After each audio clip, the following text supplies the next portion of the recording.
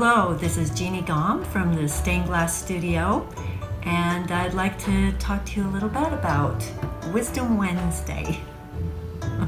So number one, there are three things I wanted to talk about.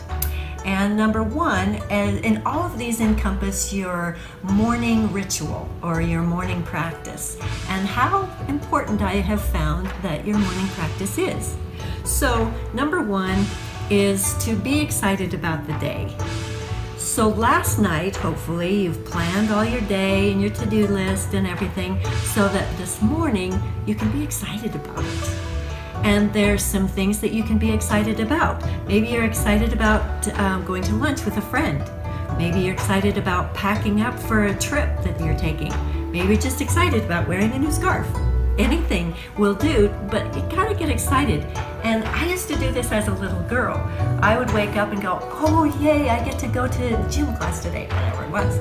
But it's something just to get you excited about the day. So number two is to check in.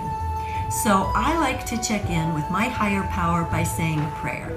That just helps me get into a good spiritual attitude for my day too. And so you can pray, you can meditate at this time, you can set your intention.